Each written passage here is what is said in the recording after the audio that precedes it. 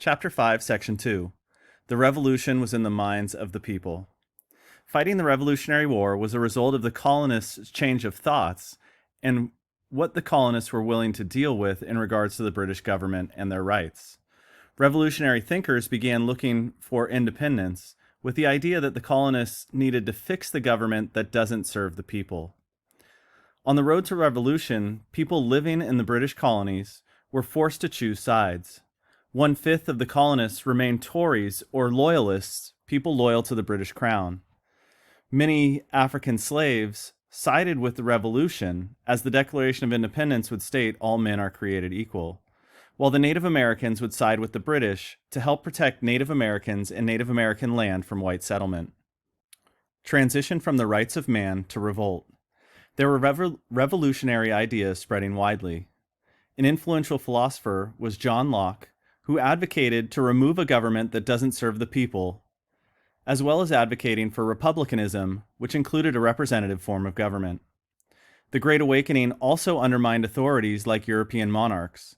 The Great Awakening resulted in people claiming the responsibility of questioning or judging authority.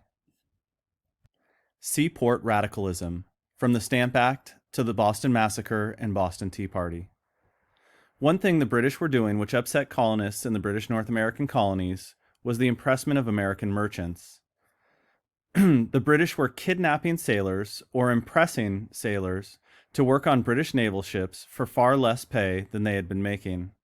Samuel Adams, one of the influential figures in the Revolution, argued that people had natural rights to defend themselves against impressment by the British Navy. Adams wasn't advocating violence, but he was justifying it. British Parliament also responded to the French and Indian War by levying taxes against the colonists to help pay off war debts accrued during the French and Indian War. In 1764, the British implemented the Sugar and Currency Act. The colonists organized boycotts of British goods in response to the acts. In 1765, the British imposed the Stamp Act. Resistance to the Stamp Act was stronger. It united classes of people. The colonists formed the Sons of Liberty to organize protests and resistance to taxes. 9 colonies also went to the Stamp Act Congress, which created a sense of unity for a common goal. The British repealed the Stamp Act, but claimed the right to tax colonists.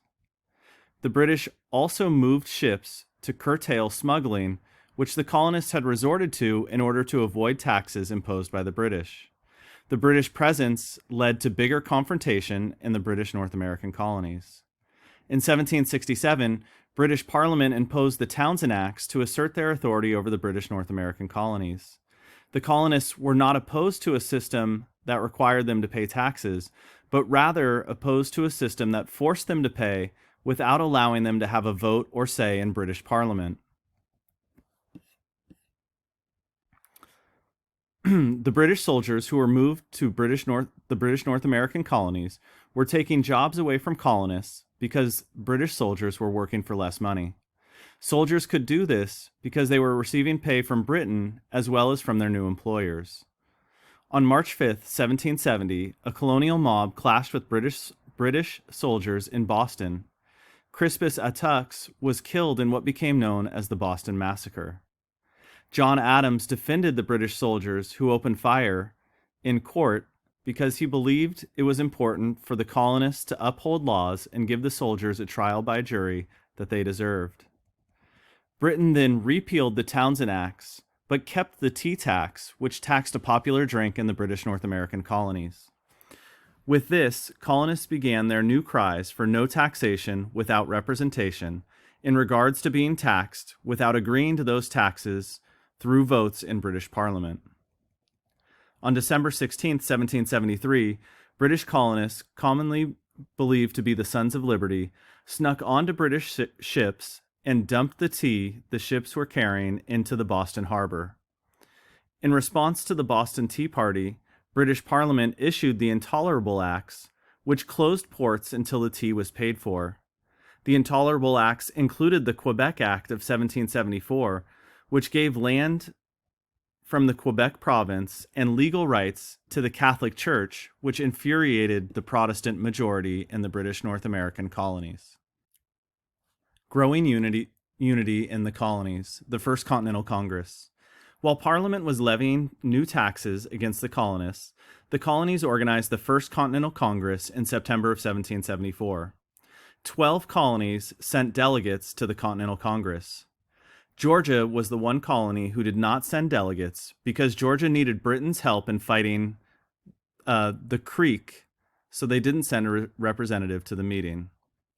The Continental Congress agreed to ban British imports, and they would evaluate how Britain reacted to the ban.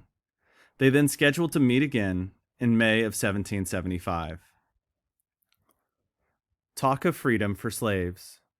James Somerset was an American slave brought to England, where he then ran away, was captured, and brought to trial. A British judge ruled on Somerset's behalf to basically make him a free man. There was also some early abolitionist movements in British North American colonies in the 1760s and 1770s, when the Quakers were a consistent voice against slavery. There was also a huge contradiction of ideologies in the British North American colonies between fighting for independence and owning slaves. The slave trade was still extremely profitable for the British North American colonies and would play a factor in their decision-making. Please pause your video to answer the 3 review questions from Section 2.